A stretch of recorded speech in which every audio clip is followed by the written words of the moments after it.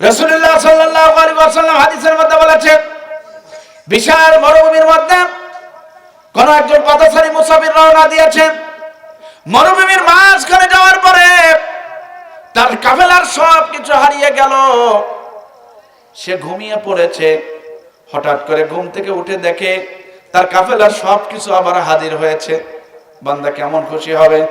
আল্লাহ সুবহানাহু ওয়া তাআলা বলেন, আমার বান্দারা, একজন মরুভূমির বিপদগ্রস্ত বান্দা তার কাফেলার সামান পাওয়ার পরে যেমন খুশি হয়, আমার বান্দা যখন আমি আল্লাহর কাছে তওবা করে আমি আল্লাহ তার চাইতে হাজার হাজার গুণ, লক্ষ লক্ষ গুণ, কোটি কোটি গুণ খুশি হই যখন আমার বান্দা রাতের আধারে, গভীর রাত্রে নীরব নিরলায় একাকী আমি আল্লাহর কাছে তওবা করি।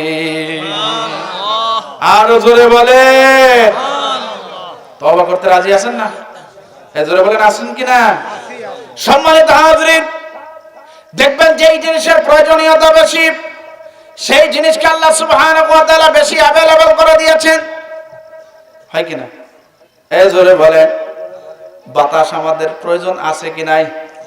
বাতাস ছাড়া আমরা বাঁচতে পারবো? সেটিকে আল্লাহ কম করেছেন না বেশি করেছেন? নিজের বিবেককে একবার প্রশ্ন করেন।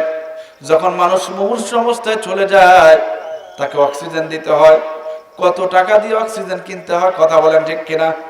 সারা জীবনে আল্লাহ সুবহানাহু ওয়া তাআলা আমাদের যে অক্সিজেন নামক বাতাস নামক নিয়ামত দিয়েছেন, ওটা যদি আমাদের কেনার দরকার হতো, আমাদের গোটা জিন্দেগি না গোটা দুনিয়া বিক্রি করলেও আমাদের সারা জীবনের অক্সিজেন কিনা সম্ভব হবে? অক্সিজেন কিনা সম্ভব হবে? এজন্য আল্লাহ সুবহানাহু ওয়া তাআলা বলেছেন, ওয়া ইন তাউদ্দু নি'মাতাল্লাহি লা